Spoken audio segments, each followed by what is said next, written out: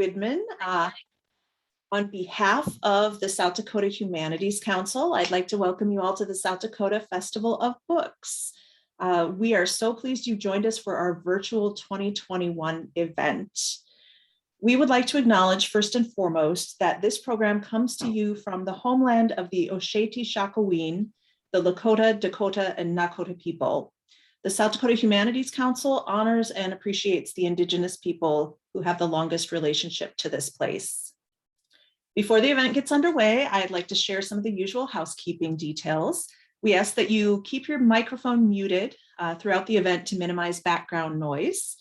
If you'd like to ask questions or share comments with today's presenter, we will allow you to unmute at the end of this session if you like, so that you can ask the questions directly on camera. But you can also type your questions in the chat section on Zoom anytime. You can get to that by clicking on the conversation bubble at the bottom of your screen. Or if you happen to be joining us on Facebook, you can type your comments into the comment section on Facebook, and we will pass along as many as possible toward the end of the session. To help us continue to improve the Festival of Books, we'd appreciate your filling out an evaluation form. We will email you a link to this form after the event. And then finally, you can help keep the festival free by making a tax-deductible donation to the South Dakota Humanities Council. You just need to visit our website, sdhumanities.org, and click the donate button. And this festival would not be possible without the generous support of the numerous organizations and individuals who have already donated and are acknowledged on the back cover of the festival guide, as well as on our website. And now, on with the show. This evening's program is a reading by Poetry Out Loud National Champion Rahele Megosha. Leading the discussion will be Rebecca Cruz. So I am first going to introduce Rebecca. Rebecca is the Deputy Director of the South Dakota Arts Council, where she manages arts education, policy, and community development initiatives. She is passionate about improving communities through creative, inclusive endeavors that foster connection. Rebecca lives in the Southern Black Hills and spends her free time exploring the outdoors with her mountain climbing, paddleboarding dog, Maui. And if we're lucky, maybe she'll share a picture of Maui. Maui's very adventurous. So I want to say welcome, Rebecca Cruz, and I will let you do the honors of introducing our esteemed guest tonight. Thank you so much, Jennifer. It's really nice to be here with all of you tonight. And Jennifer, I really want to thank you and the South Dakota Humanities Council for putting on this event every year. It's really just such a joy to have access to so many high quality arts activities and events right here in South Dakota, and our Festival of Books is one of the top ones. So thank you for your hard work. I was invited here tonight to facilitate this conversation because I'm the Poetry Out Loud Director for our state. Poetry Out Loud is a national arts education program that encourages the study of great poetry by offering free educational materials and a dynamic recitation competition for high school students across the country. The program helps students master public speaking skills, build self-confidence, and learn about literary history and contemporary life. Poetry Out Loud is a partnership of the National Endowment for the Arts, the Poetry Foundation, and the state and jurisdictional arts agencies. So in South Dakota, that is the agency who I work with, which is the South Dakota Arts Council.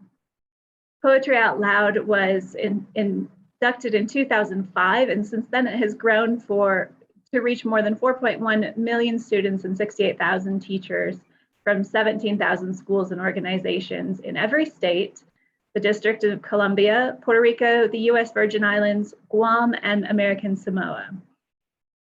If you're interested in participating in Poetry Out Loud or bringing the program to your community or school, I would be absolutely thrilled to help you do that. Please reach out to me at the South Dakota Arts Council for information. We're always really excited to deliver this awesome program to more students across our state. Now, it's my extreme pleasure to introduce our special guest this evening. Rahele Megosha is the 2021 Poetry Out Loud National Champion. The daughter of an Ethiopian immigrant, she grew up in Sioux Falls, South Dakota, watching her 3 older siblings perform and compete, which sparked her interest in speech, music, and the arts. A recent graduate of Washington High School, Megosha is now studying biochemistry at Columbia University and exploring the art world in New York City. It has truly been a privilege to work with Rahele these past few months as she represented our state and the entire nation as the Poetry Out Loud national champion. Not only is she a skilled performer and writer, she's also incredibly wise and just an all-around joy to work with. Please welcome Rahele Megosha. Thank you, Rebecca. So it's a pleasure being here with you all today. Basically, I'm just gonna go in with two poems that I'm performing at the beginning of this segment. So I'm just gonna go ahead and get started. This first poem is called "The Girl Gets Tired." When the girl gets tired, she smiles. She says, "Sorry, I stayed up a little late last night." She says, "I didn't have any morning coffee this morning." When the girl gets tired, she talks a little too fast. She's worried all her words won't get out in time, and she finds herself getting louder, worried they won't hear what she's trying to say. They hear her fine, but she doesn't feel heard. When the girl gets tired, no one knows this, because she hasn't been allowed to yawn since she's been able to pick up a pencil or a washcloth. If she dares. "Girl, don't you think I'm tired?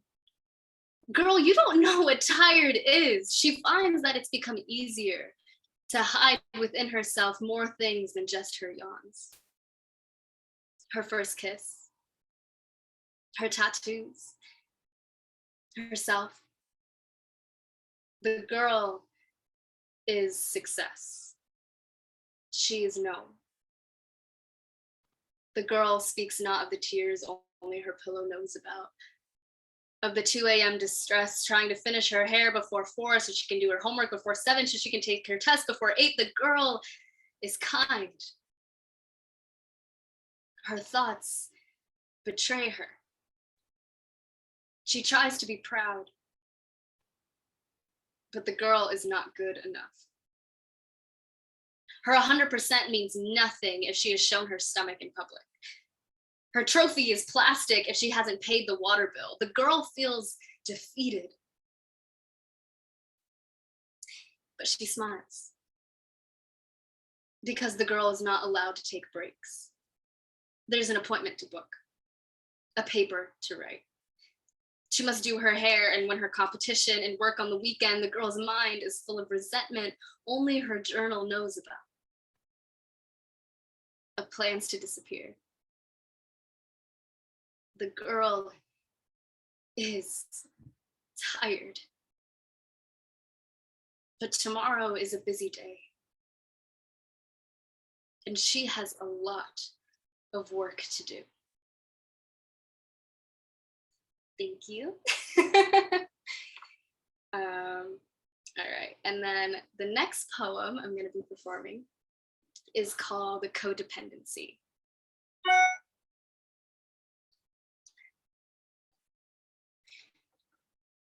The ropes around my wrists are tight. I don't know why it's always me, but the crows seem to flock, swooping down, taking a piece of me as they leave. The sun makes my hands sweat, and the salty drops fall into my raw and bleeding wounds. I want it to be over. The worst part isn't the pain. It's the nighttime, when I'm alone and healing, taking care of myself. And I become more addicted to solitude. The second I find myself, or begin to, I see the orange horizon, the sun saying hello. And I know the crows will be back. And sometimes I think maybe in the 1 to 2 hours of quiet rising, maybe I'll stay intact. but the black spots make their way across the sky. And I close my eyes, praying to disappear. Thank you.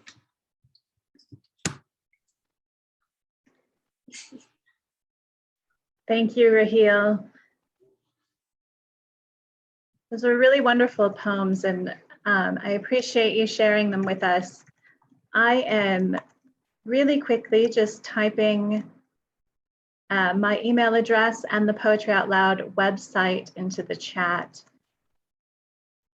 in case anybody is interested in learning more about this program.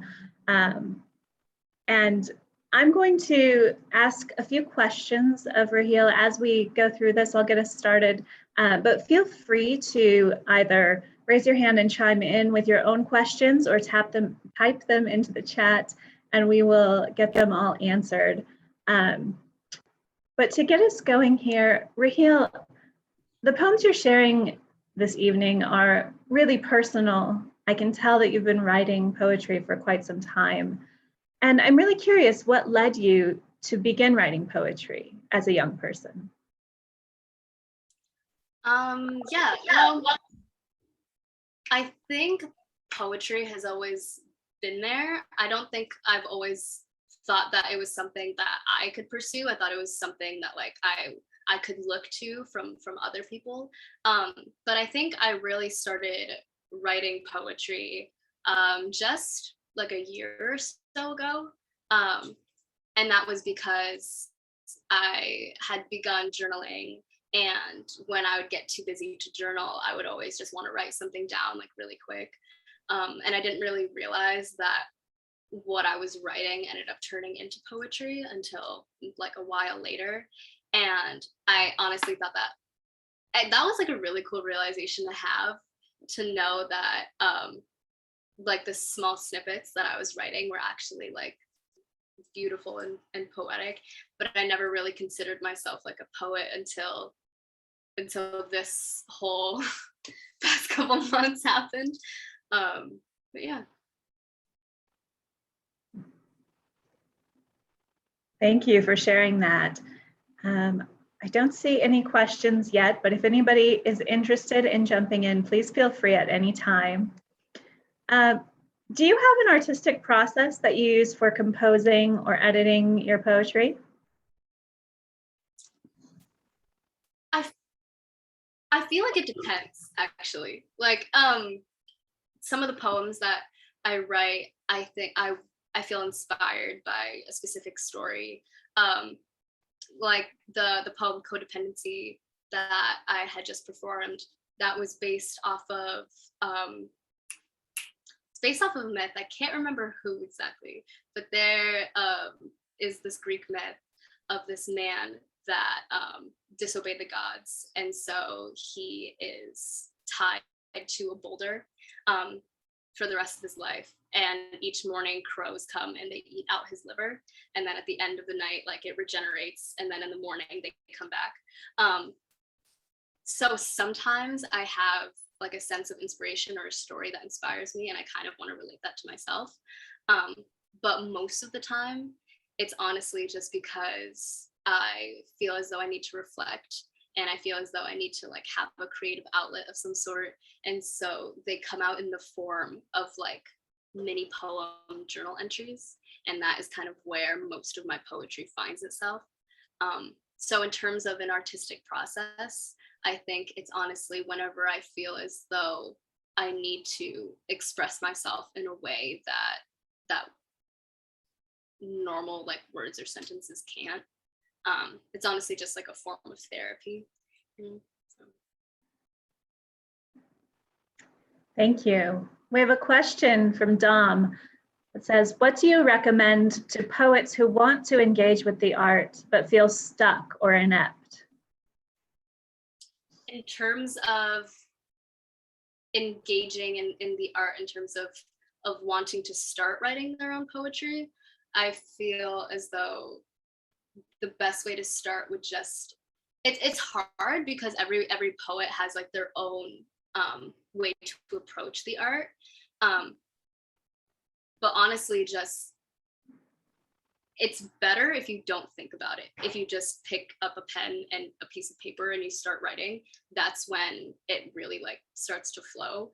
If you don't let yourself like think about it and you just let it happen, I feel as though that is when like your most proud pieces or your most beautiful pieces come to light. So. Yes, that's really interesting. And I totally agree with that. I had a fantastic creative writing professor when I was in college who just made us sit down for 10 minutes when we got up in the morning and write. And he said, it doesn't matter if it's good and it doesn't matter what you put down on paper, but you have to do it. You have to develop the practice. So I'm with you on that. And so are a lot of experts who've been creative writing for a long time. Josh, I see your question. I'm going to go through a couple other questions because it coincides with another one coming up here. So I'm going to save that one for a moment. Rahele, I wanted to chat with you just a little bit about your experience with Poetry Out Loud and winning the national finals competition. Of course, you had to win the state competition to make it to the national finals. There's a semifinals event that you have to make it through, and then you won the national finals event. When you are working in Poetry Out Loud, when you're performing in Poetry Out Loud, you're not sharing original writing. You're presenting selections that you choose from an online anthology that's edited by our partners at the national level, the Poetry Foundation and National Endowment for the Arts. So I'm wondering if you could talk about how you selected those poems for the competition. Well, actually, my speech coach, because I did speech and debate in high school, and I was really close with my speech coach, and she was the one that introduced me to Poetry Out Loud and asked if I wanted to compete. And so we had an entire day where we just kind of sat there and went through the Poetry Out Loud website and looked at all of the poetry. And she honestly just said, like, just start anywhere and just like kind of see what speaks to you.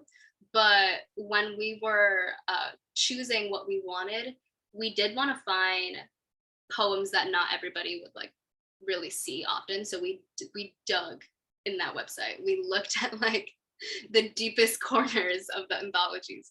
But we kind of wanted to find something that was a little more complex and had a message that wasn't very clear when you at least first see or like read the poem. And so we kind of wanted to research into those specific poets and understand the message that they wanted to portray. And if we couldn't find one, then we just wanted to see what we thought the message was and be able to represent that in the performance. Do you have a favorite of the poems that you used for the competition? Yes, my favorite one was Fairy Tale with Laryngitis and Resignation Letter by Jean Dubrow. When I first read it, I was like, this doesn't make sense. I was like I don't get it.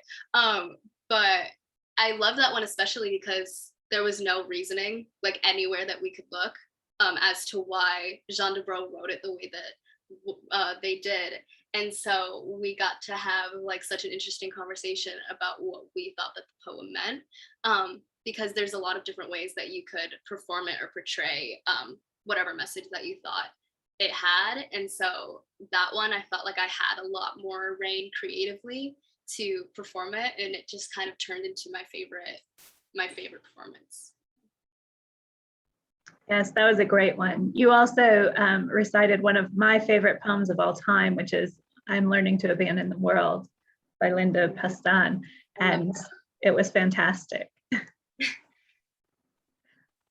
Can you talk to us about performing your own poetry to an audience versus memorizing and performing another poet's work, and the value that you find in those different experiences?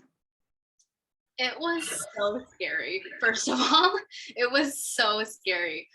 Performing someone else's work is something that I was used to because I did speech and debate and I did interp, which is mainly performing, obviously an interpretation of another person's book or movie or whatnot.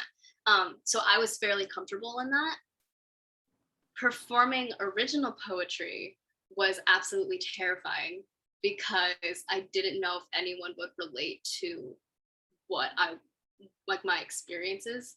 My first experience performing original poetry was at the Sioux Falls Biannual Awards in the Arts. And I was like 17 and in a room full of all of these well-established artists. And I was like, what do I do? Like, I didn't know if what I was performing was gonna actually resonate with anybody in the audience. But that was probably one of my absolute favorite memories because everyone is just like so supportive and you never understand or realize what you say connects. And after that performance, I was approached by this woman and she was crying and she was like, you have no idea how much like I needed that. Like, you have no idea how much you just like touched my soul. And experiences like that, I feel, are more valuable, at least when you're performing original poetry.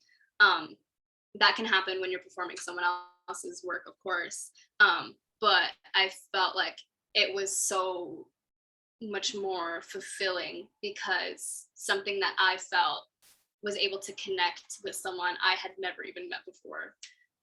And that is just such like a beautiful and special thing that I never would have been able to experience if I kept on performing other people's work. Yeah, thank you.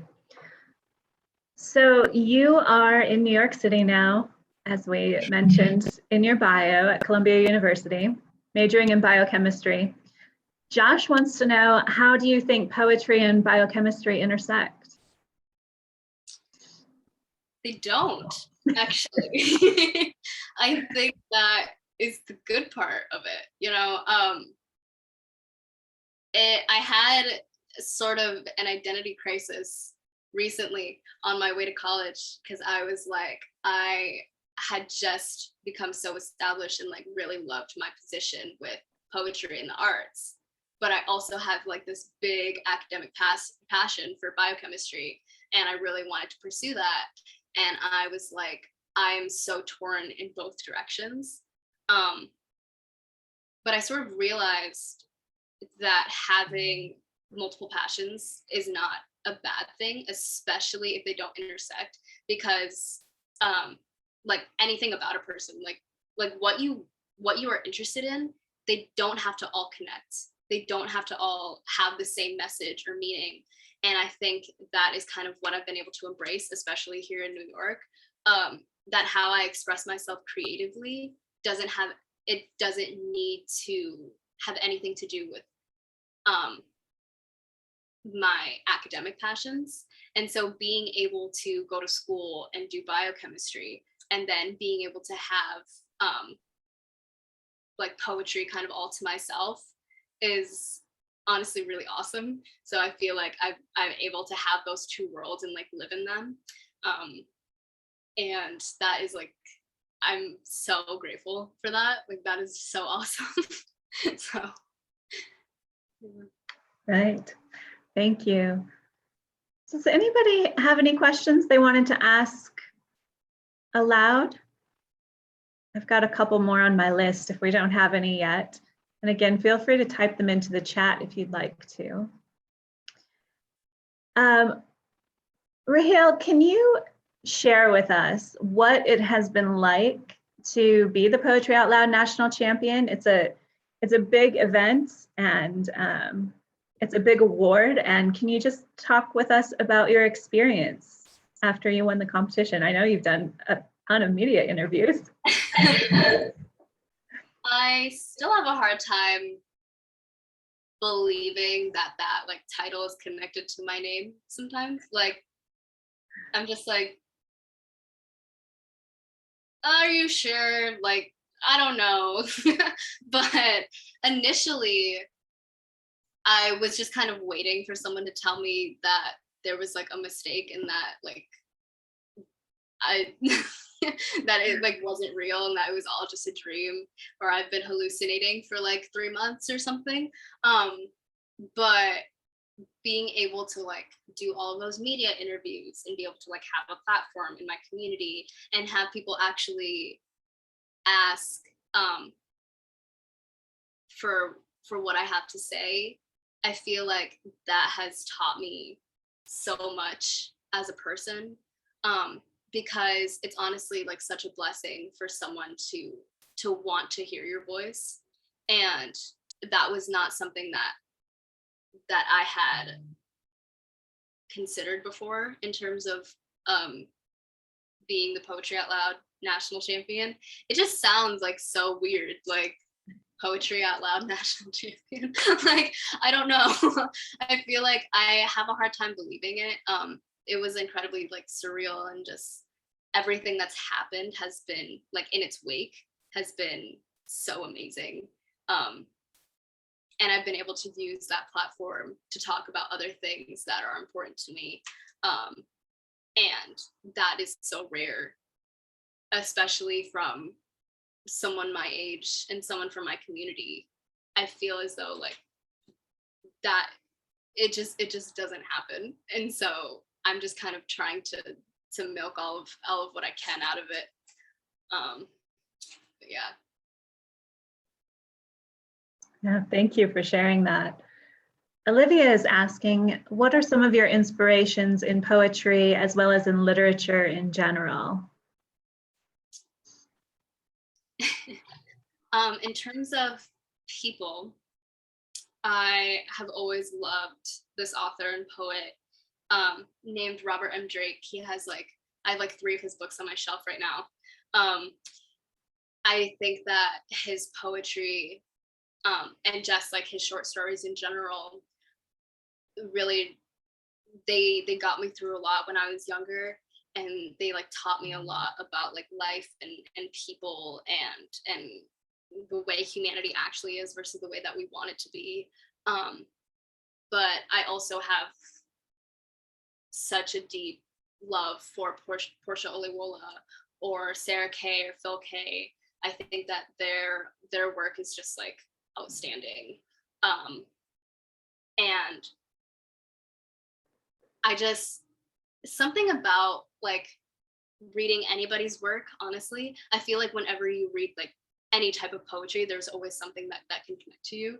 And so in terms of inspiration, I find it from absolutely anywhere. I can find it from just watching the scenery outside of my window or something. That sounds really cheesy and annoying, but it can come from anywhere. And there have been those specific people, especially my family or just the people that I love, that have taught me so much about how to see the world, and putting that in my writing.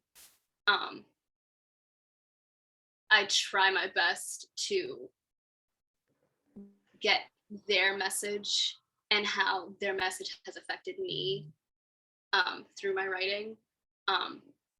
But in terms of inspiration, it's anywhere that I look, honestly. Have you had the chance to get out in New York City yet and see any of these spoken word poets you're talking about, like Sarah Kay and Phil Kay? I saw them perform in New York City down in the Bowery one time.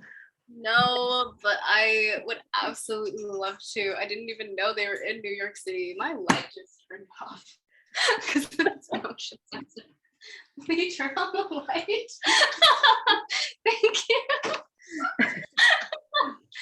Sorry. That was Andrew. Thank you, Andrew. That was fun. I haven't been able to see any of those poets live, but that would be such a dream. And now that you've mentioned it, it's gonna go on the bucket list of everything that my friends and I say that we're gonna do. So yeah, I'm excited for you to have that experience. There are some great venues there.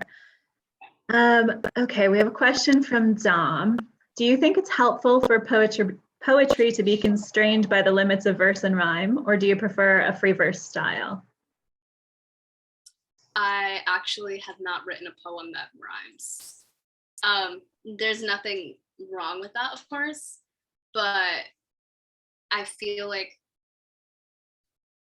when you try to form your poems in a specific structure, obviously if your intention is connected to that structure, that is a completely different scenario. But if you're writing and in the back of your head you're trying to structure your words in a specific rhyme or a specific couplet or whatnot, I feel like you're not getting the raw like experience or the raw like words that you're trying to say.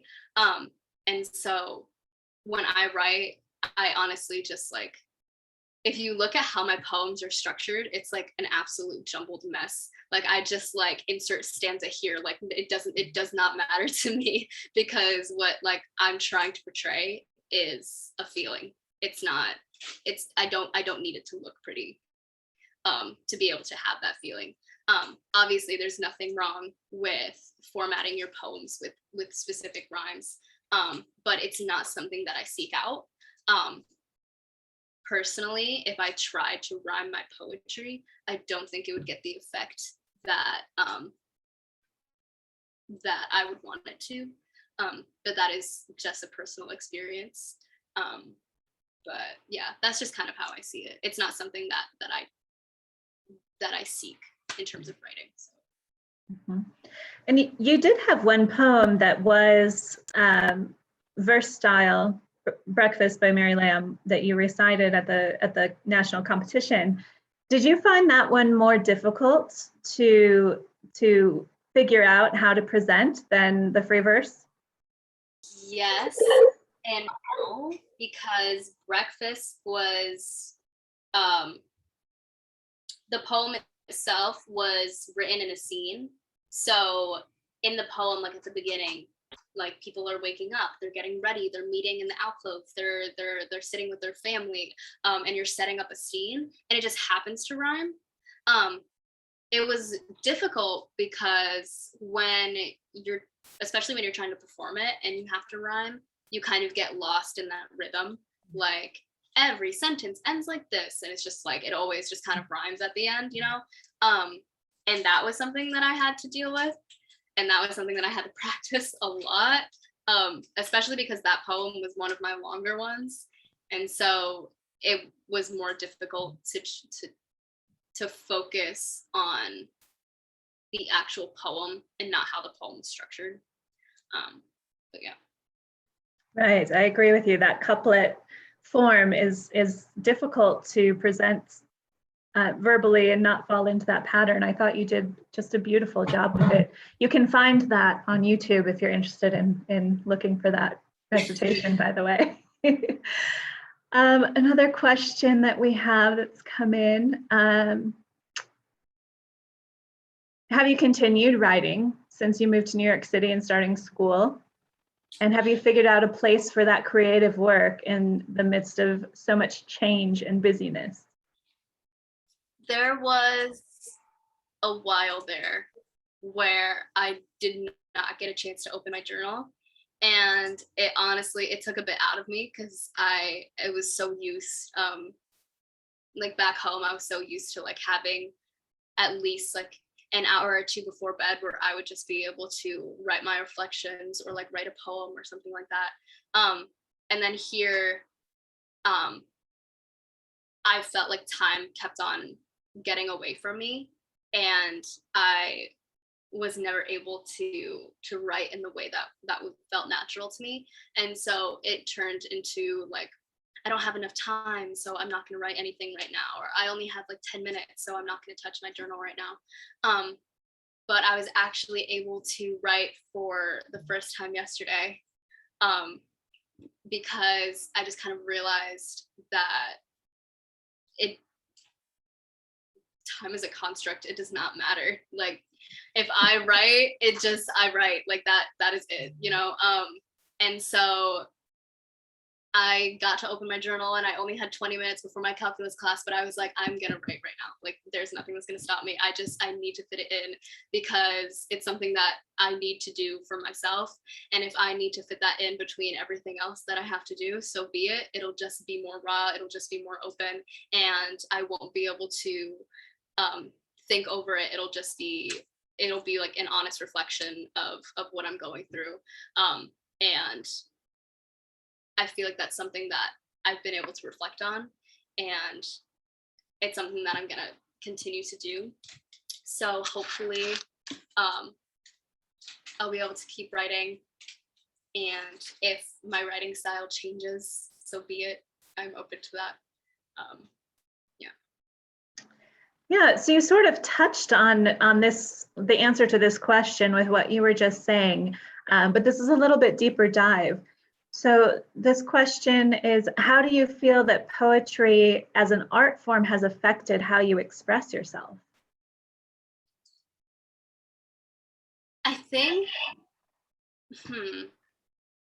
well, I've always been able to look to poetry in terms of like an outlet, whether or not it was just like looking up button poetry videos on YouTube or something, or like all deaf poetry or something like that. And I was able to kind of like look to that for how I like engaged with what I was feeling at that moment or what I was frustrated with. So like I would like search up like poems about this and like kind of just like be able to reflect, because it's a lot more comforting when you know that someone else is going through something similar as you. But now in terms of writing my own poetry, I feel like it kind of lets me calm down and take everything into perspective for a second. And I think that's a really valuable thing. No matter if you're writing or not, just being able to take like a good 10 to 15 minutes, sit there, reflect on what you've been going through for the past however long. And it kind of just gives me a deeper sense of peace for like how I'm going through like the rest of my week or life or anything like that. And yeah. Thank you. So a question from Simon. Do you find yourself experiencing writer's block often? And if so, how do you work through it or live with it? I think I did go through a little bout where I was experiencing writer's block. And that was actually after I became the Poetry Out Loud national champion, because I felt like the poetry I was writing had so much more weight. And there was a time where I was doing performances, and I felt as though what I was writing wasn't necessarily for me, but it was for my performance. And I feel like that kind of changed what I wanted poetry to mean for myself. And so I didn't necessarily stop writing. I just took a second to stop writing poetry, and I journaled a lot more.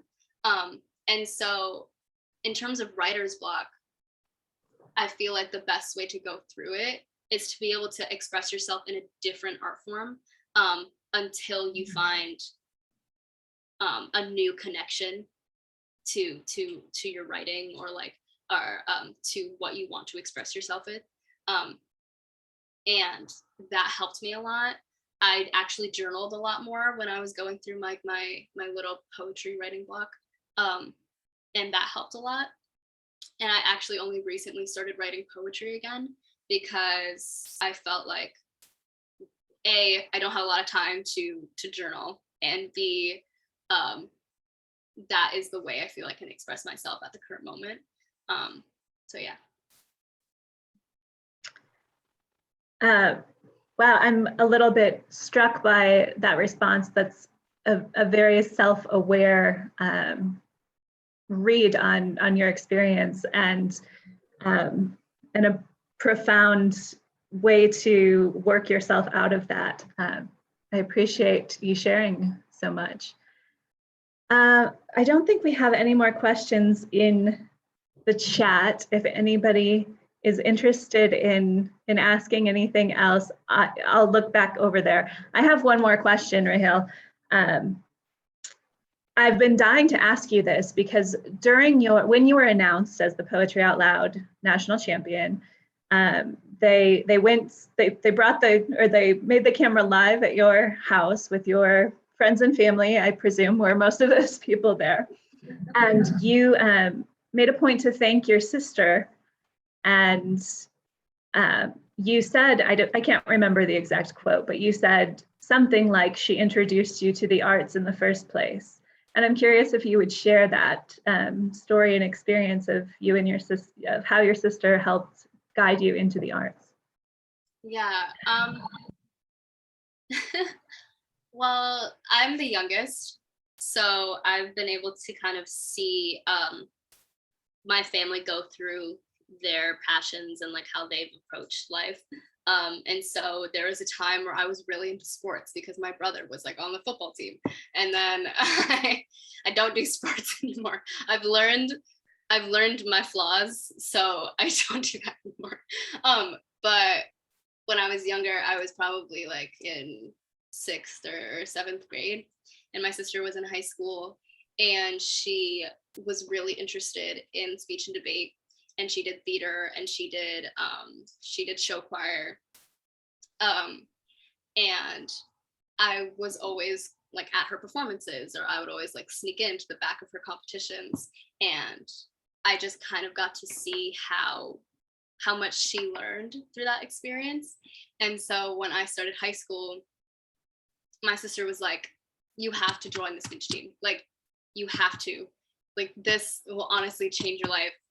And I was like, no. And so I joined choir and I joined band. And then in the end, I was just like drawn to it, you know? So like my end of my sophomore year, I joined the speech team, and my sister was like, "I told you so." And now I'm here. And so I feel like I was just kind of able to see how it affected her. And when you're the younger sibling, you kind of just like always want to live up to that standard. You always like want to see the world the way that they're seeing the world. And so she was always like giving me like her hot takes on like different poets or different plays or whatnot. And I would always be able to like run lines with her whenever she was like doing a show or something. And that kind of got me into how the arts can really change a person. And so when I joined the speech team and I got to have my same coach that she did, and that was just like such a formative experience for me. Like I called my speech coach today just to tell her what's been going on, because it's just like there's just such like a deep connection and a deep change to what the arts and what poetry can really do. So yeah, I'm very grateful and very thankful that she was so open and so kind to like let me into that world of hers. So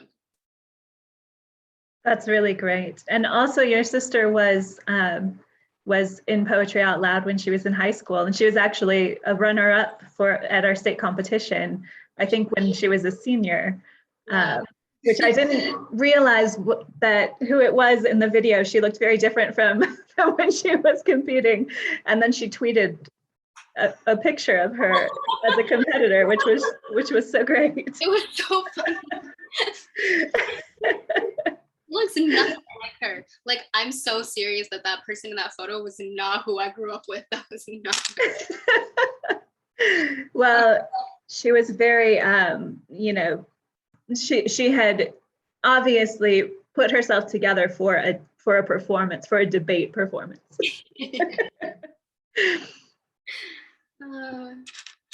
Well, Rahele, I don't think that we have any more questions from the audience here, and I don't have any others. If there's anything that you would like to share with everybody, I would love to hear it. And I know you do have one more poem to share with us.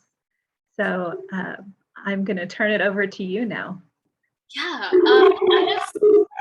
this is like like a really new experience for me, just because in terms of performing and poetry, I feel like whenever I perform for someone, it would be like, oh, I'm opening, or like, oh, I'm just doing a competition.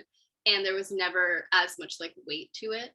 And so being able to have this like new experience, I'm really grateful for. And I am finishing off with one more poem. It's a lot less sad than my other ones. But my initial poems that I performed were just, I wrote them because I was experiencing some emotional reflection, and I needed to let my journal know what I was feeling whenever I can't really say those things in front of the people that I love, because sometimes when you're writing, you just don't really want it's not necessarily a burden, but it can definitely feel as though you're burdening someone. So I wrote those just because I would only assume that my journal would hear them. And so performing those is such a new experience, because it's really heartwarming to know that other people want to know what I do and know this deeper part of myself. So I'm very grateful for that. But yeah, this last poem is called Sunsets. And I have performed this a couple times. And I love it so much, so I just never put it down. But yeah, this one is also just about reflection over time. And yeah. Sunsets. I am 18, 5'6". My skin is black and my hair is curly. I have been alive for 6,657 days. And in that time, I've discovered that we live among inconsistencies. Inconsistencies like age and height and hair length. Change has been the only constant. How I feel about change has not been. I remember when I cried and begged for change to come quickly, when I was 1,461 days, 4 years old, and I cut off a large front braid from my head. I thought if no one saw the evidence, no one would know. But with half of my hair gone, with a braid and a pair of scissors underneath the rug, I wasn't very convincing. Change took her time. Weights on her ankles and a walker. I wore a lot of headscarves. I remember when I tried to shut my door to change his face. When I sat in a hospital room and prayed that yesterday could change back to today if I closed my eyes tight enough and clenched my jaw hard enough. On that day, I've never seen someone so fast, so dangerous. Their foot already in the door. She was not kind to let me know that yesterday will always be yesterday, and today will be yesterday too. Inconsistencies have become comfortable, expected. But waiting for gravity to do its job never meant that we couldn't fall anyway. That even if change brings the ground closer, we can still enjoy life, short-lived as it is. But I do want to believe in more, in people. I want to believe that if I can feel enough and love enough, that change may just leave me be, that she'll give me something I can hold in my own hands. A heart that's immovable to everything I throw at it. One that I try to leave behind so it doesn't forget me first. One that knows I'm afraid. A heart that reminds me a lot like yours. I've been alive for 6,657 days. And I've learned that we love like sunsets. Something so pure, untainted, and beautiful, with the full knowledge that it'll slip through our fingers. We welcome the darkness with open arms because we know that beauty like that isn't a one-off. I've heard it's impossible that any known influence in the universe can occur only once, and I don't know if that's true. But like anything else, the world and time and space will align again, find love again. And maybe change can be kind. And instead of wanting yesterday, she can give us another morning. And we can smile, watching that beautiful dawn reach above the horizon once more. Thank you.